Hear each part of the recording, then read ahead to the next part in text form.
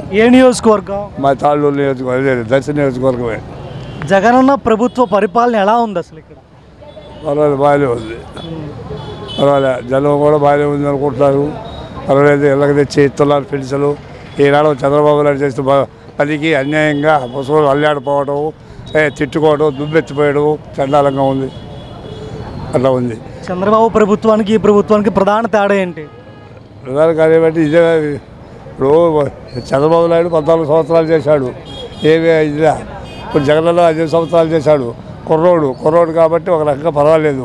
తర్వాత ఏంటంటే అనుభవం రావాలి. అనుభవం ఉంది కదా, ఆయనకు అనుభవం ఉండి కూడా 14 సంవత్సరాలు అనుభవం చేశాడు.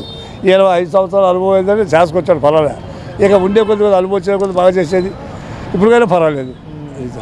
రాష్ట్రానికి రాజధాని లేదు, అభివృద్ధి లేదు, సొమ్మంతా కూడా జనాలకి పంచడం తప్ప వేరే రాష్ట్రంలో లేదని టీడీపీ వాళ్ళు చేస్తున్న ప్రధాన ఆరోపణ.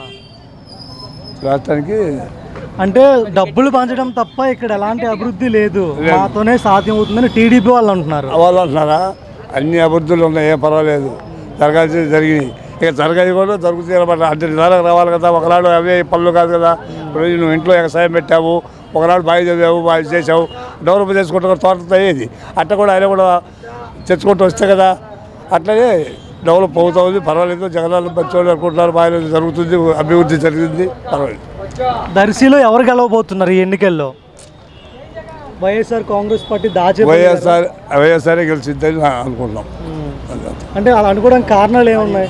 ఆయన అభివృద్ధి బాగుందా? అభివృద్ధి బాగుంది కాబట్టి, జనానికి నచ్చింది కాబట్టి. అది అంటే గతంలో వైఎస్ఆర్ ప్రభుత్వ హయాంలో దర్శిలో అలాంటి అభివృద్ధి లేదు అని టీడీపీ అభ్యర్థి లక్ష్మి గారు చేస్తున్న ఆరోపణ.